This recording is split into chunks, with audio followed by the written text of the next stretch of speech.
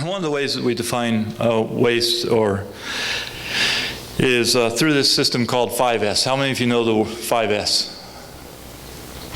Okay. 5S is a practice for helping us to see waste and to take waste out of our system. And 5S, each S is a different Japanese word beginning with S.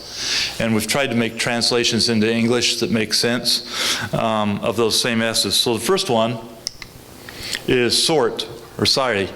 And it means to understand and know how to identify what is essential. What do you really need to do this job? What's really necessary to be at your desk? What's really necessary to be in this workspace? To understand and know how to identify what is essential. Is that important to business? Is there a lot of stuff in business that's not essential? Is it costing us time and money? We've got to take it out. It's waste. And so this can be used anywhere, in your personal life, at work, at home, in the community. I once 5S'd my wife's kitchen.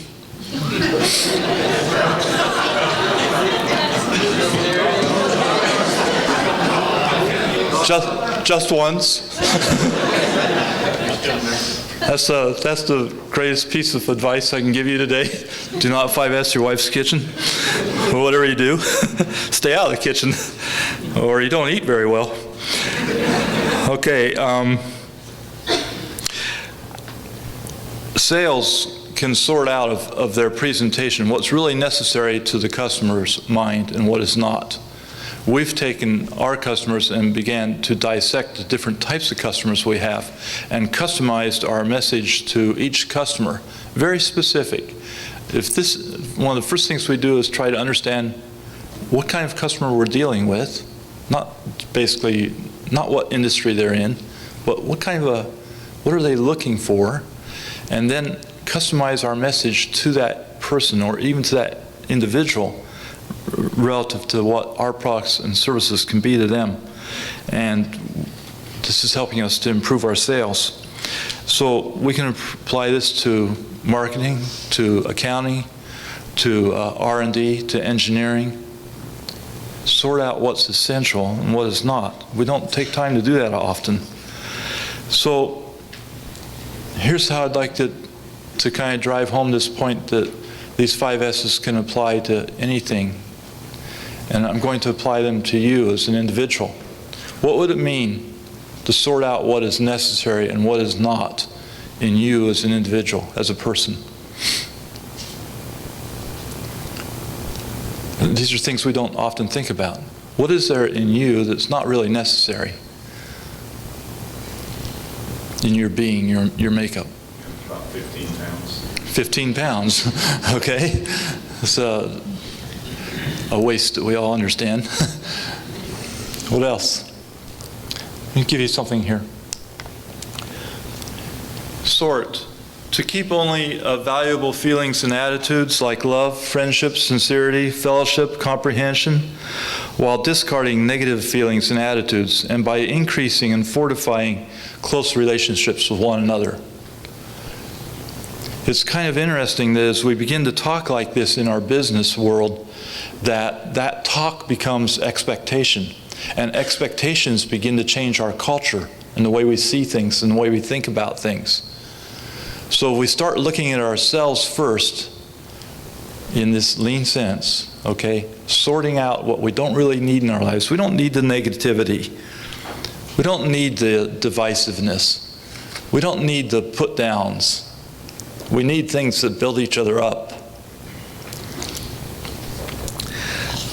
So let's look at the next S, which is systematize, often called standardize. I like systematize better, site home. And it means to understand and know how to define the best places and ways to store, arrange, dispose of, replenish, and use material, equipment, data, reports, information, etc. That's the kind of like textbook definition Understand and know how to define the best places for these things, how to organize them, where to put them, how to store them, and an important thing, how to dispose of them. Too often we don't spend any time thinking about how to dispose of. When's that no longer necessary? How do we get it out of our system? Instead, it just goes into closets, cupboards, and shelves, and stacks up, takes our space, and then we spend time trying to keep track of it. But you see there also the words data, reports, information, and so on. And this is not just manufacturing, is it? We have lots of data and reports that are not unnecessary, that we keep around, keep forever, and they just tend to clutter our system up. But let's think about it from a personal level. Systematize. How to divide and prioritize your time, attention, and dedication between job, leisure, family, and friends. Also, not to confuse individual preferences with professional ones, to make coherent decisions, to recognize good actions, and to incentivize each other and not just criticize. Is this important? Make us better people, make a better workplace, increase dialogue, increase trust. These things all have great benefits to us. So we look at things at a personal level.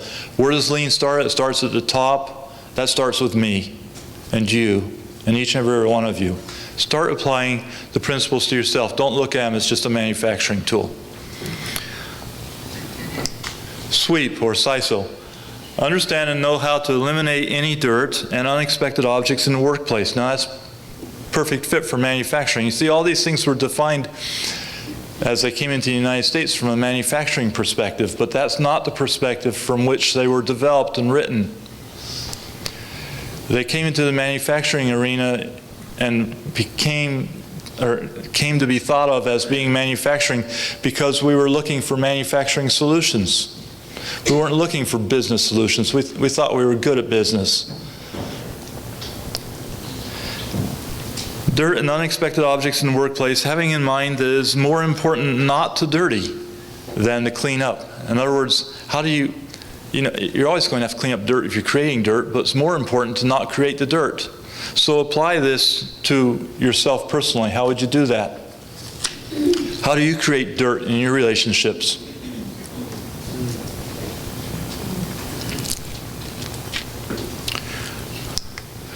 To be honest in one's expressions and be transparent without second intentions. How many of your business relationships have second intentions? Something going on behind the words. And this with family, with friends, with colleagues at work, with neighbors, with people in general. You see, lean is about making better people. This Toyota production system used to be called the Contribution to Humanity system. It was very difficult to sell cars under the Contribution to Humanity system. And by the way, Toyota means rice field. So you think it's tough to sell something? Try and buy a car from the rice field company using the Contribution to Humanity system. They made a few changes, okay? But this contribution to humanity, what was most important? To develop and grow the person so that every person could use their creative self, not just menial tasks, but use their own creative mind so that they too were making a contribution. Then when that person goes home at the end of the day, they feel that they've made a contribution. They want to come back to work. You see, it's when we make a contribution that we have the greatest sense of ourself and of our value. So one of the purposes of lean is to develop that sense of self, that ability to solve problems, that ability to contribute. And again, this is not just a manufacturing point, is it? Okay, sweep, to be honest in one's expressions and be transparent without second intentions with family, friends, colleagues at work, neighbors, and people in general. The next S, standardize, saiketsu. Understand and know how to operate in a consistent and standardized way. Everyone knows exactly their responsibilities. The workplace is amenable to physical and mental health, free of pollutants, aggressive agents. Information is clear. objective, easy to read, and understandable. And sometimes this S is called sanitizing. I don't like that definition, so I use standardize. What would it mean at the personal level?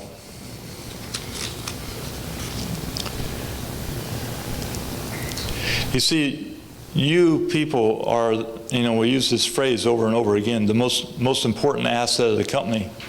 And you really understand that when you look at a company and they say, you people are the most important asset of the company, and then 3 months later when times get tough, they start laying you off. The most important asset of the company, they're getting rid of you. Something's wrong there. Mixed message. So when we look at people as the most important asset of the company, how can we grow and develop that asset? What's our investment in that asset? How can we make them more capable? Because it's the people that are going to carry us forward, people like yourselves. Okay? So applying it at the personal level, be ethical in one's relationships, promoting a good and healthy climate in all relationships, socially, with relatives and friends, and professionally, cultivating respect with each other. Grow that respect. Respect for the creative being that you're dealing with. People are of great value. We've got to pull their creative strengths out of them. There's no manager or executive or leader in the world that can deal with these times alone. Information in the world's doubling every 2.5 years. There's no one that can stay up with that. We have to do it as a team, as a group.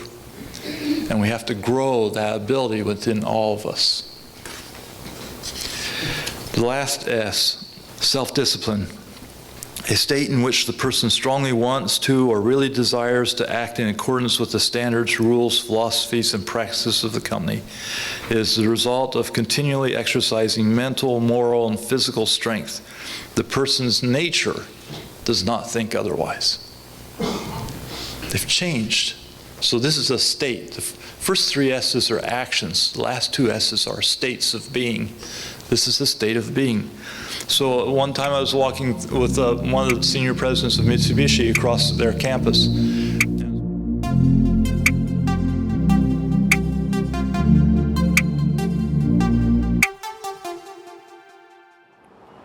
We're so glad you joined us today at O.C.Tanner. Please go ahead and like this video and subscribe to see more.